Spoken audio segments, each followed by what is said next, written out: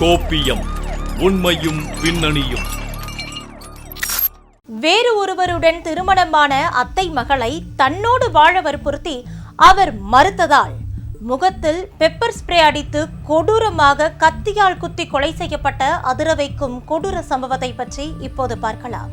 சென்னை பல்லாவரம் அடுத்த அனகாபுத்தூர் சத்யா நகரில் உள்ள வாடகை வீட்டில் வசித்து வந்த ரேஷ்மாவின் வீட்டு கதவை கடந்த 4 நாட்களுக்கு முன்பு அதிகாலையில் யாரோ தட்டி உள்ளனர். இதனைத் தொடர்ந்து அவருடன் இருந்த தோழிகள் கதவை திறந்து உள்ளனர்.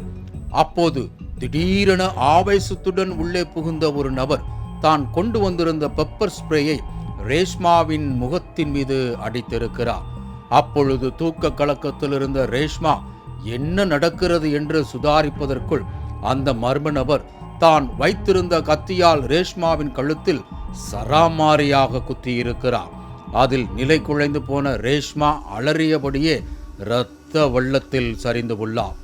இதனை சற்றும் எதிர்பாராத ரேஷ்மாவின் தோழிகள் பயத்தில் கத்தி கூச்சலிடவே அந்த மர்ம நபர் அங்கிருந்து தப்பி ஓடி உள்ளார். இதனைத் தொடர்ந்து அலறல் சத்தம் கேட்டு ஓடி வந்த அக்கம் பக்கத்தினர் வீட்டின் உள்ளே ரேஷ்மா இரத்த வெள்ளத்தில் சடலமாக கிடந்ததைக் கண்டு அதிர்ச்சியில் உறைந்து போயினர். பின்னர் இது குறித்து உடனடியாக போலீசாருக்கும் தகவல் கொடுத்துள்ளனர். பின்னர் தகவலின் பேரில் சம்பவ இடத்திற்கு வந்த சங்கர் நகர் காவல் நிலைய போலீசார் ரேஷ்மாவின் உடலை மீட்டு பிரேத பரிசோதனைக்காக தாம்பரம் அரசு மருத்துவமனைக்கு அனுப்பி வைத்தனர். மேலும் இது குறித்து வழக்கு பதிவு செய்து முதற்கட்ட விசாரணையில் பல திடுக்கிடும் அதிர்ச்சிகரமான தகவல் வெளிவந்திருக்கிறது. அதில் ரேஷ்மா அசோக் என்பவரை திருமணம் செய்து இவர்களுக்கு 9 மற்றும் 8 வயதில் 2 குழந்தைகள் இருக்கும் நிலையில் குடும்ப பிரச்சனை காரணமாக கடந்த சில நாட்களுக்கு முன்பு கணவரை பிரிந்து தனியாக வசித்து வந்துள்ளார். இந்த நிலையில் ரேஷ்மாவின் அத்தை மகனான விஜி என்பவர் அடிக்கடி அவரை சந்தித்து பழகி வந்திருக்கிறார்.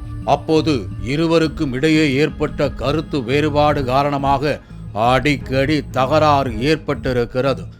இந்த நிலையில்தான் சம்பவம் நடப்பதற்கு முதல் நாள் இரவு விஜி ரேஷ்மாவிடம் கடும் வாக்குவாதத்தில் ஈடுபட்டதாக கூறப்படுகிறது. அப்போது என்னுடன் வாழவில்லை என்றால் யாருடனும் வாழவிட மாட்டேன் என்று விஜி கடுமையாக மிரட்டி சென்றிருக்கிறார். இதனால் அச்சமடைந்த ரேஷ்மா அருகில் வசிக்கும் தனது தோழிகளை துணைக்கு அழைத்து தனது வீட்டில் தங்க வைத்துள்ளார். இந்த நிலையில்தான் அடுத்த நாள் காலையில் வந்த விஜி ரேஷ்மாவை திட்டமிட்டு கொலை செய்தது தெரிய வந்தது. இதனைத் தொடர்ந்து தப்பிச் சென்ற விஜியை போலீசார் 3 தனிப்படை அமைத்து தீவிரமாக தேடி வந்தனர். அப்போது கொலை குற்றவாளி விஜி பெங்களூரில் பதுங்கி இருப்பதை அறிந்த தனிப்படையினர் பெங்களூருக்கு சென்று அதிரடியாக கைது செய்து சென்னைக்கு அழைத்து வந்தனர்.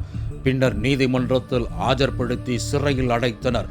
இந்த சம்பவம் சென்னையில் பெரும் அதிர்ச்சியை ஏற்படுத்தி இருக்கிறது.